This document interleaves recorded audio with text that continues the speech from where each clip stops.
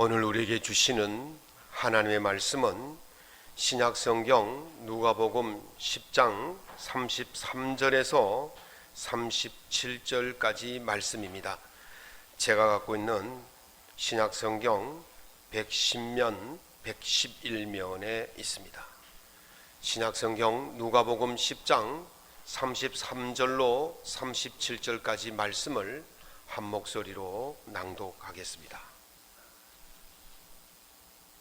어떤 사마리아 사람은 여행하는 중 거기 이르러 그를 보고 불쌍히 여겨 가까이 가서 기름과 포도주를 그 상처에 붓고 싸매고 자기 진승에 태워 주막으로 데리고 가서 돌보아 주니라. 그 이튿날 그가 주막 주인에게 데나리오 2를 내어 주며 이르되 이 사람을 돌보아 주라. 비용이 더 들면 내가 돌아올 때 갚으리라 하였으니 네 생각에는 이 세 사람 중에 누가 강도 만난 자의 이웃이 되겠느냐? 이르되 자비를 베푼 자니이다. 예수께서 이르시되 가서 너도 이와 같이 하라 하시니라. 아멘. 주님의 사랑이 차고 넘치시기를 예수님 이름으로 축원합니다. 오늘 본문의 말씀을 가지고 선한 이웃으로 산다는 것, 첫 번째 시간의 말씀을 나누고자 합니다. 이 말씀을 통해서 여러분의 가정과 삶에 하나님의 크신 은혜가 넘치시기를 다시 한번 축원합니다. 소를 이용해서 농사를 짓는 것을 우경이라고 말합니다. 소자에 밭갈 경자를 써서 소를 가지고 농사 짓는다 해서 우경이라고 하죠. 농업 경제학자들은 소를 이용해서 농사 짓는 우경의 시작으로부터 농업 혁신이 이루어졌다, 그렇게 이야기를 합니다. 농업 혁명은 있었지만 농업 혁신은 소를 이용함으로써 시작되었다. 고대 우리나라 사회에서 소를 이용하는 첫 번째 시도가 언제 있었냐면 신라시대의 지증왕 시대에 소를 이용해서 농사를 지었다고 합니다. 지증왕은 이 농업의 두 가지 혁신을 일으켰는데, 하나는 노동력의 손실을 막는 정책을 폈습니다. 그것이 뭐냐면 순장 제도를 폐지하는 일이었습니다.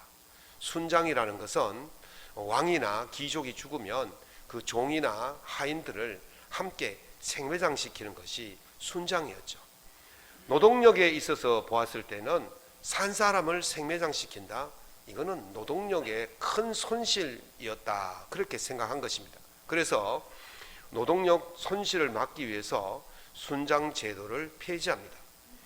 두 번째 제도가 뭐냐면 노동력에 대거 투입하는 겁니다. 사람을 대거 투입하는 것이 아니고 바로 이 소를 대거 투입하면서 노동력의 항상성을 가지고 온 것이죠.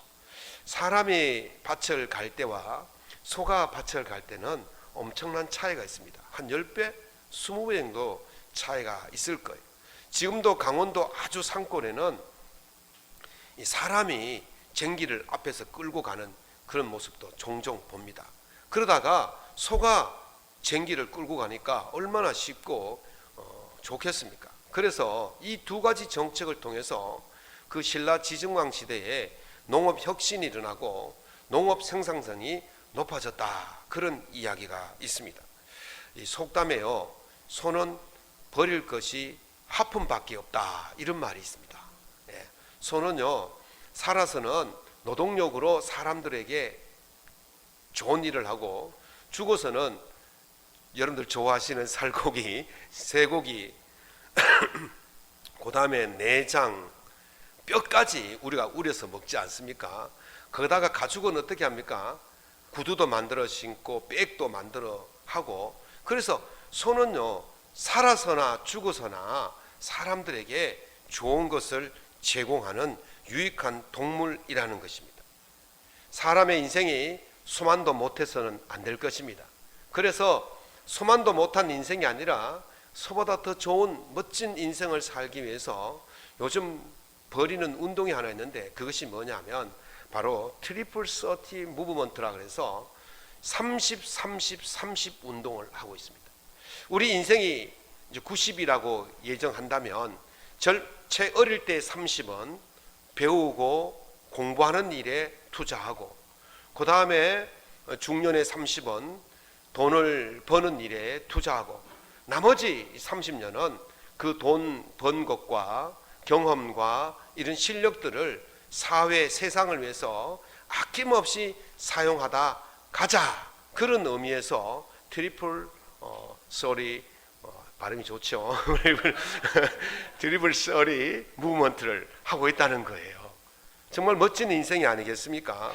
한 번뿐인 인생 그냥 쌓아놓고 가지 말고 마음껏 세상을 위해서 좋은 흔적을 남기고 그렇게 살다가 가자는 운동이 바로 이 운동이라는 거예요. 신앙도 마찬가지입니다.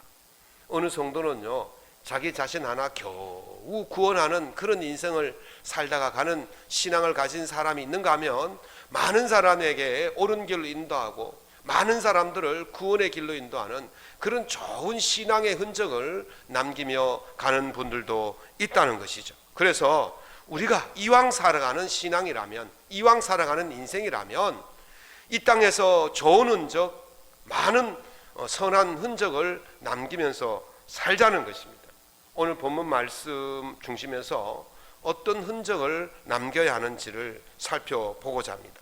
예수님은 그 좋은 흔적, 선한 흔적이 무엇인지를 말씀하시는지, 그것이 첫 번째로, 그것이 바로 좋은 이웃으로 사는 것이 바로 선한 흔적을 남기는 것이다, 그렇게 말씀을 하고 있습니다. 오늘 좋은 이웃으로 산다는 것이 무엇인지를 이 첫 번째 시간을 통해서 깨달으시고 좋은 선한 흔적을 많이 남기셔서 선한 이웃으로 살아갈 수 있기를 예수님 이름으로 축원합니다. 오늘 본문은 법에서 거론되기까지 하는, 여러분들이 잘 아는 선한 사마리아인에 대한 비유입니다. 한 사람이 예루살렘에서 여리고로 내려가고 있었습니다. 예루살렘은요, 해발이라는 것은 해수면에서부터 높이를 따지는 것을 해발이라 그래요. 그래서 해발 750m 정도 높이에 있는 그런 산악지대에 있는 도시가 예루살렘이었습니다. 그리고 이 여리고는 해발 마이너스 250m예요. 그러니까 해수면보다 250m나 더 아래에 있다는 거예요. 그러니까 예루살렘은 해발 750m고 여리고는 해저 250m예요. 그러니까 어떻게 되겠습니까? 1000m의 차이가 나는 거예요. 그래서 오늘 본문에 여리고로 내려간다, 그렇게 말했습니다. 예루살렘에서 여리고로 내려가다가, 그렇게 표현을 쓴 것입니다. 예루살렘과 여리고로 오가는 거리가 얼마나 되냐면 30km입니다.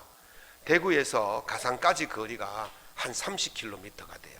그래서 대구에서 가산까지 걸어가신다고 생각하시면 됩니다. 다보동을 넘어서 거기서부터 쭉 계속 내리막길이잖아요. 그래 생각하시면 돼요. 그렇게 내려가다가 그 길이 산길이고 험한 길이기 때문에 강도가 자주 출몰해서 그 길을 지나다니는 사람들의 옷을 빼앗고 돈을 빼앗고 그냥 그렇게 가면 되는데 두드려 패서 거의 죽게 만드는 그 일들이 비일비재했다는 것입니다. 그때 그 길을 한 남자가 내려가고 있었습니다.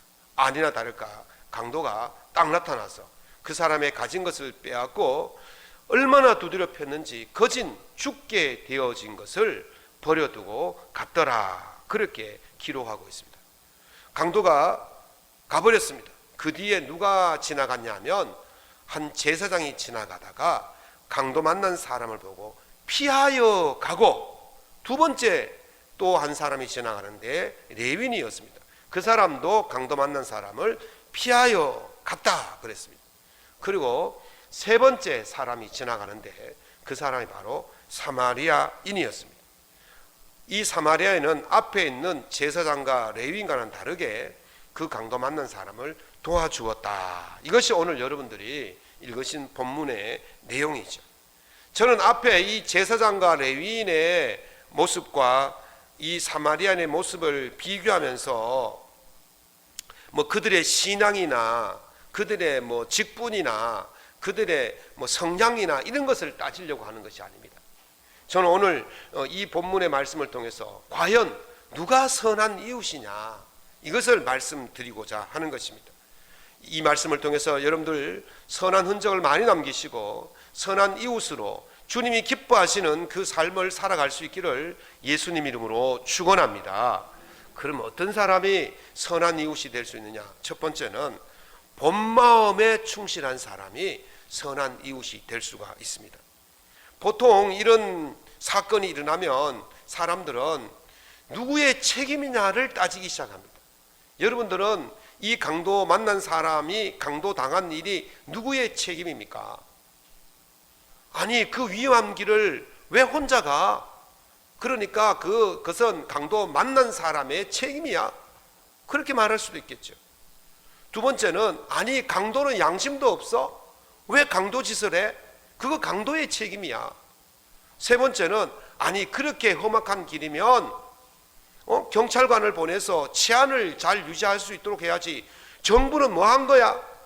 이건 정부의 책임이야, 그렇게 말할 수 있지 않겠습니까? 누구의 책임입니까? 왜 아무도 모르십니까?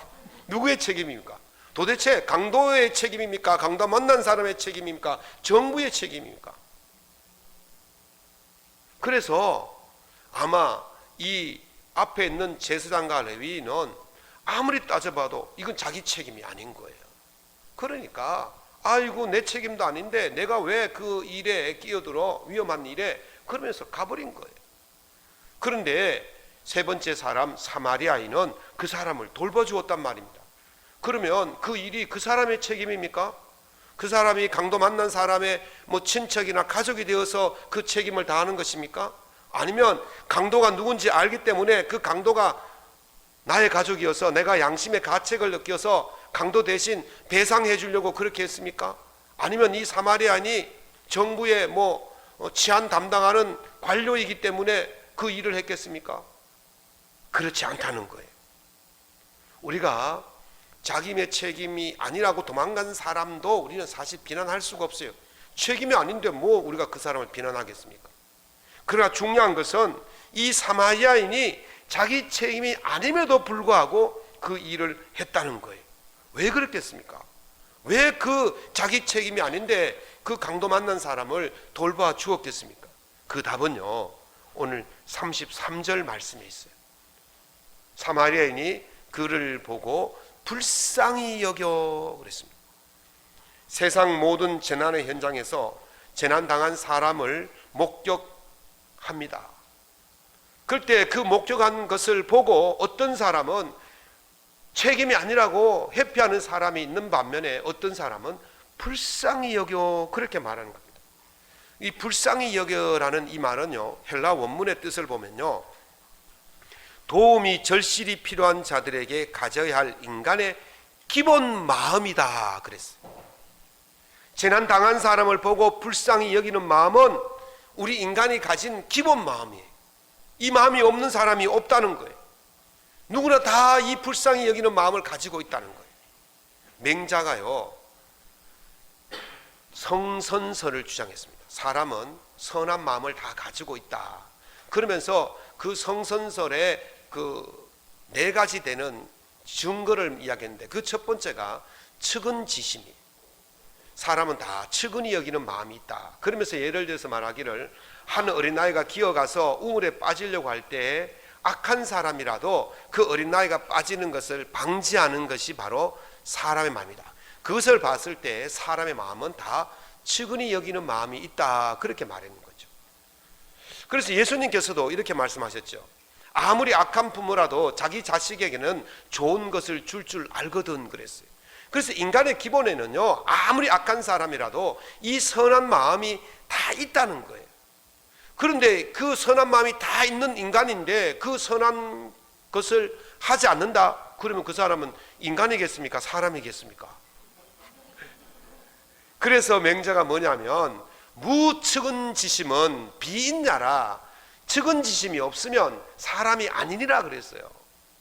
우리 마음속에 다 이 불쌍한 마음을 하나님이 다 주셨어요. 디모데후서 1장 7절에 보면 하나님께서 우리에게 주신 본 마음에 대해서 이렇게 말합니다. 하나님은 우리에게 주신 것은 두려워하는 마음이 아니요 오직 능력과 사랑과 절제니라 그랬어요. 지금 레위인과 제사장이 어떤 마음을 가지고 있었습니까? 아이쿠나, 저 사람이 강도 만났으니까 나도 강도 만날 수 있겠다라는 두려운 마음이 들었기 때문에 도망간 거예요. 이건 누가 준 마음이에요? 하나님이 주신 마음이 아니라는 거예요. 하나님 마음은 두려운 마음이 아니에요. 이 사마리아인은 유대인이 아니었지만 이 사람은 어떻게 했습니까? 이 두려운 마음 대신에 무엇이 들었습니까? 불쌍한 마음이 든 거예요. 하나님께서 우리에게 주신 마음은 능력과 사랑과 절제의 마음이에요. 사랑의 마음이에요. 내가 가지고 있는 능력으로 그 사람을 돌보는 거예요.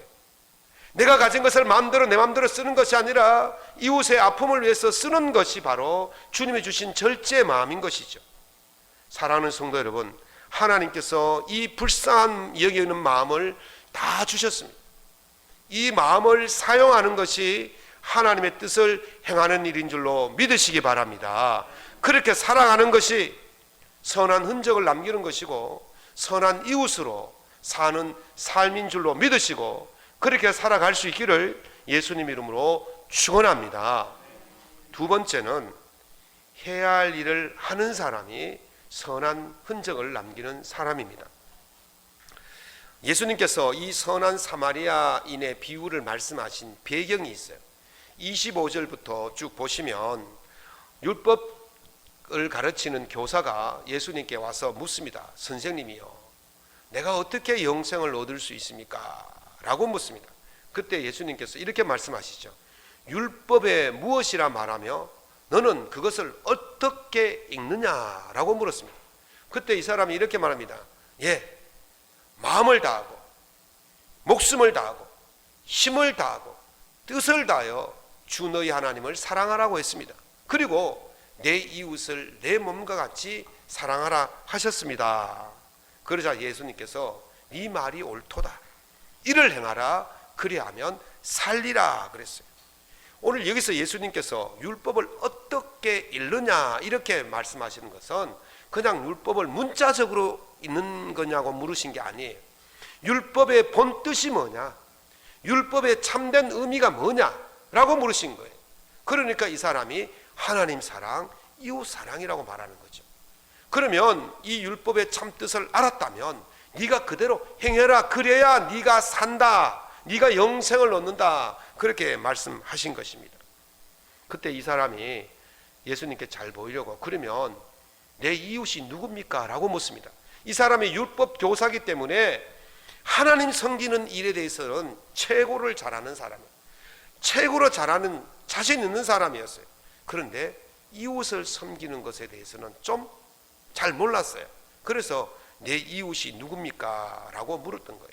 그래서 예수님께서 이 선한 사마리아인의 비유를 쭉 말씀하시고 이렇게 말씀하시죠. 네 생각에는 이 세 사람 중에 누가 이웃이 되겠냐? 누가 강도 만난 사람의 이웃이 되겠냐라고 물으신 거죠. 그때 이 사람이 뭐라 그랬습니까? 자비를 베푼 사람입니다. 그렇게 말씀하십니다. 그때 예수님께서 가서 너도 이와 같이 하라 말씀하셨습니다. 강도 만난 자가 네 이웃이고 그에게 자비를 베푸는 것이 율법을 실천하는 것이고 그 율법을 실천하는 것이 네가 영생을 얻어 사는 길이다. 지금 이 말씀을 하고 계시는 것입니다. 우리가 영생을 얻으려면 마땅히 해야 할 그 일을 하지 않으면 할 수가 없다는 것입니다. 마땅히 해야 될 일을 할 때에 그 사람에게 생명의 영원한 은혜가 있게 될 줄로 믿습니다. 김동호 목사님이 쓰신 책 중에 이런 간증이 있더라고요. 탈북민, 다른 말로 세터민, 다른 말로 북한 탈출민 이렇게 말합니다. 요즘은 북한 탈주민 이렇게 사용합니다. 그 사람들을 데리고 이제 박스 공장을 시작하려고 했답니다. 평생 목회만 하시던 분이 공장을 차려서 하려니까 사람들이 뭐 되겠냐, 그것도 탈북민 데리고 그러면서 아주 그냥 뭐랄까 막 눈초리가 무모하다는 식으로 사람들이 바라보는 것 같았다고 합니다. 그래서 그분이 설교 시간에 이렇게 말했어요. 저는 할 수 있느냐 없느냐는 생각 안 합니다. 해야 할 일인가 아닌가만 생각합니다. 해야 할 일은 할 수 없어도 해야 합니다. 하다가 망해도 그것은 부끄러운 일이 아닙니다. 마땅히 해야 할 일을 하다가 망한 것이기 때문입니다. 해야 할 일인데도 할 수 없다고 하지 않으면 망하지는 않을 것입니다. 그러나 그것은 진정으로 망한 것입니다. 왜냐하면 해야 할 일을 하지 않았기 때문입니다. 그렇게 설교를 하시고는 이제 공장을 시작했어요. 초기에 적자가 엄청나게 났답니다. 한 달에 2천만 원씩 이상 적자가 났대. 그걸 10개월 정도 했다는 겁니다. 목사지만 적자가 계속 나니까 염려가 되겠죠. 걱정이 되겠죠. 그때 시편 126편 6절 말씀이 떠오릅니다. 울며 씨를 뿌리는 자는 기쁨으로 단을 거두리로다. 그 말씀이 생각나면서 찬송가 496장 새벽부터 우리라는 찬송이 있지 않습니까? 씨를 뿌릴 때에 나지 아니할까 염려하며 심히 애탈지라도 나중 예수께서 칭찬하시리니 기쁨으로 단을 거두리로다. 이 찬송을 열심히 부르고 기도하고 그랬더니 10월 연말쯤 가가지고 적자에서 흑자로 돌아서기 시작했다는 겁니다. 목사님이 말씀하시는 것은 적자 흑자가 중요한 게 아니라는 거예요.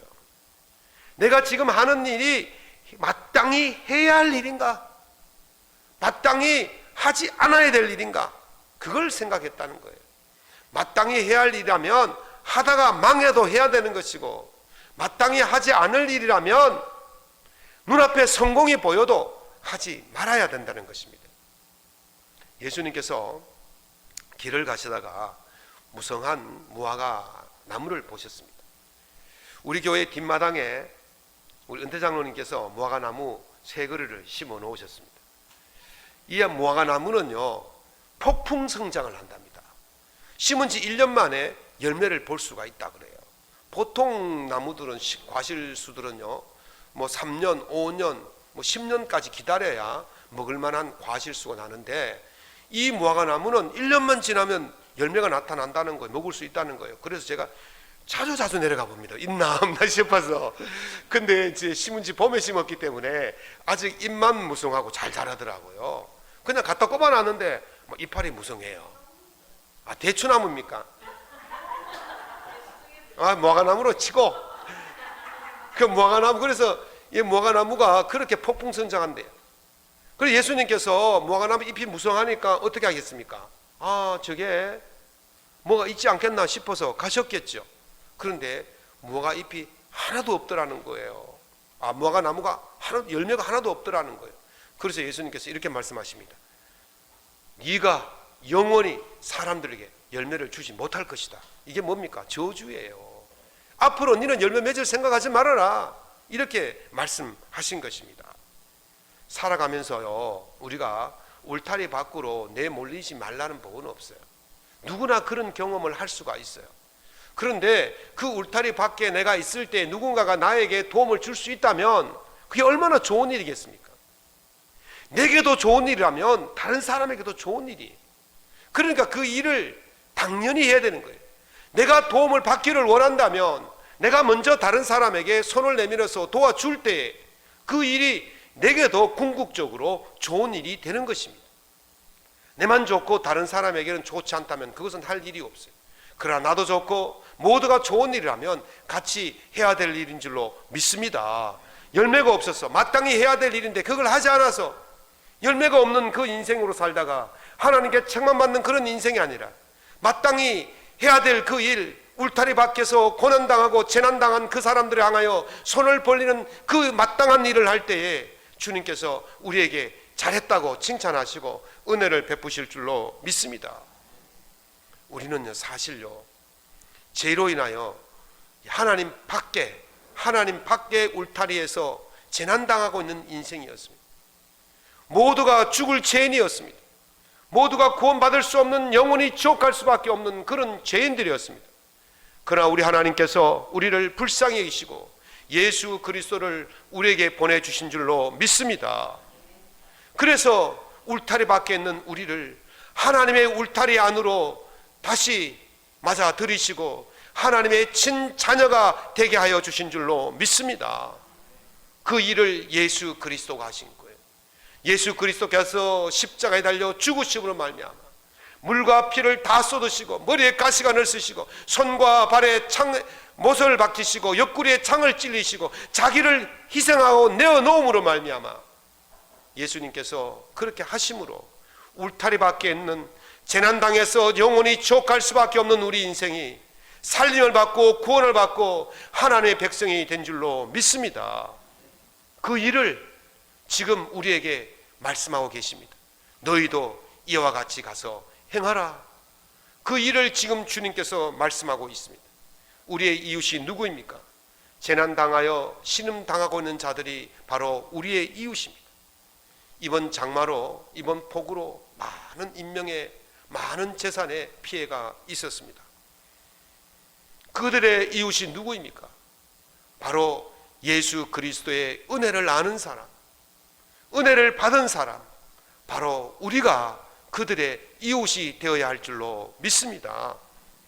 그들의 재난을 못 본 채 하는 그런 사람이 아니라 그들을 돌보고 그들을 끝까지 책임져 주는 그 사마리안 같은 사람이 바로 주님께서 우리에게 말씀하고 있는 이웃인 것을 믿고 고민하시기 바랍니다. 내가 그들을 위해서 무엇을 할까? 내가 재난당해서 고통당하고 있는 자들을 위해서 무엇을 할까? 어떻게 할까? 기도하시고 준비하시기 바랍니다. 그 준비가 쓰임받을 날이 오게 될 것입니다. 우리의 재난당한 이웃을 위해서 참된 선한 이웃으로 살아갈 수 있기를 예수님 이름으로 축원합니다.